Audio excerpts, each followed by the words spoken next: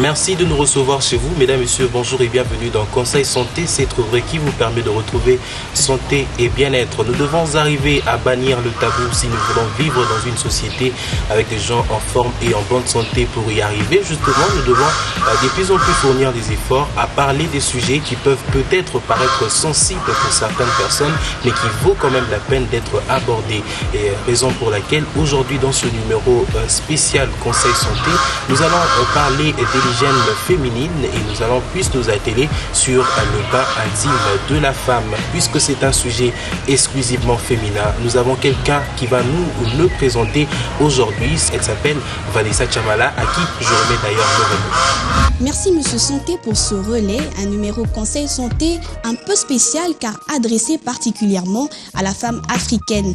Une femme africaine qui se pose souvent des questions comme comment prendre soin de son corps ou encore quelles sont les méthodes appropriées et surtout conseillées par les médecins lors de nos bains intimes.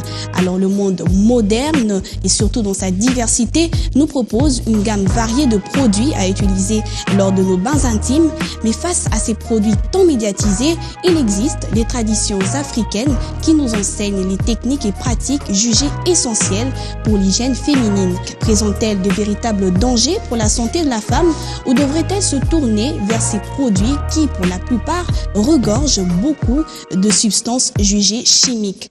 Au début du mois d'avril, il s'est tenu donc 2 journées portes ouvertes à l'intention de la femme pour répondre à la problématique surtout liée à l'hygiène féminine. Ça s'est passé au collège Boboto et pour vous, nous avons fait venir l'une des 5 conférencières, Dr Lisette Numbi. Elle est chargée du programme de l'ONG ASICAS, une ONG penchée sur la santé de la femme, et je vous laisse donc découvrir avec nous cet entretien. L'hygiène féminine inclut particulièrement la partie intime de la femme, c'est-à-dire la façon dont on entretient cette partie intime. Donc elle inclut spécialement l'hygiène de la partie intime de la femme. L'hygiène dépend de la période aussi. Pendant la période des menstruations qu'on appelle les règles, la femme a une certaine hygiène particulière, c'est-à-dire elle a usage des bandes hygiéniques et nous demandons à ces femmes-là, nous les conseillons généralement de changer des bandes hygiéniques toutes les 4 à 6 heures. Et donc ici en Afrique spécialement, on conseille de nettoyer sa partie intime étant donné que c'est un climat où il fait extrêmement chaud et donc minimum de temps qu'il faudra changer les bandes hygiéniques, c'est entre 3 et 4 heures. Et si on est à l'occasion à la maison, on pourra peut-être nettoyer sa partie intime juste avec de l'eau.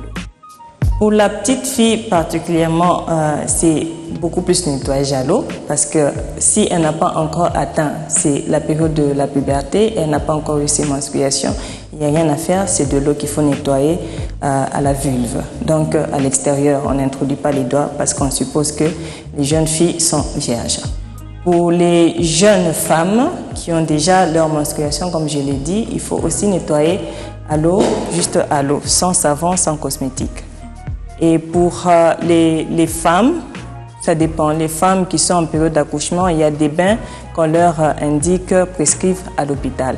Et donc, ça dépend de la période et ça dépend aussi de l'hygiène personnelle d'abord de la fille parce que ça fait partie aussi de l'éducation de la femme. Déjà, il faut faire comprendre à la petite fille qui deviendra jeune femme que c'est tout à fait normal. Parce que le grand problème, c'est la façon dont elle perçoit la chose. Et donc, est-ce que j'ai mes menstruations, c'est normal ou c'est anormal? Comment elle réagit face à ça? Il y a d'autres filles, d'autres jeunes filles qui se rebellent carrément par rapport à ça parce qu'elles se disent que les menstruations, c'est quelque chose de nouveau et d'étrange, ça bouleverse leur vie. Et donc, pour ces filles-là, il faut une certaine éducation, un suivi psychologique, préparer, expliquer que non, quand vous avez vos menstruations, ça veut dire que vous devenez femme. Il faut accepter cela. Toutes les femmes sont pareilles. Et donc, apprendre à se gérer soi-même, apprendre à gérer son hygiène personnelle parce que déjà, la petite fille, on lui apprend dès les bas âges pour éviter déjà que les microbes se propagent quand elle va à selle.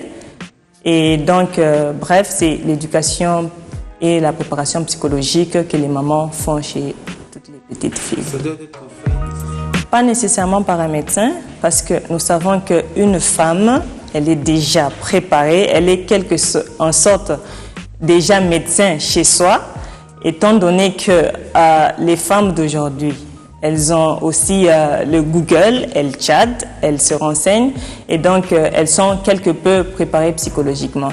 Et donc la jeune fille, elle n'a pas nécessairement besoin d'aller chez le médecin. Peut-être pour les orphelines, il y a beaucoup de jeunes filles qui se retrouvent peut-être dans la rue ou des orphelines qui sont orientées dans des centres d'éducation. Là, on utilise souvent des médecins.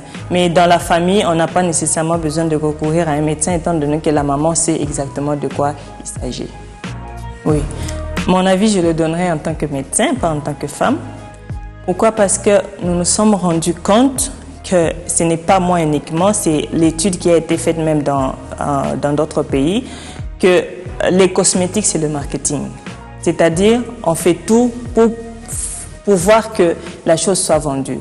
Et donc, pour les femmes, je conseillerais de n'utiliser aucun produit, ni savon, parce que ici, on conseille les produits, c'est très irritant pour la partie intime.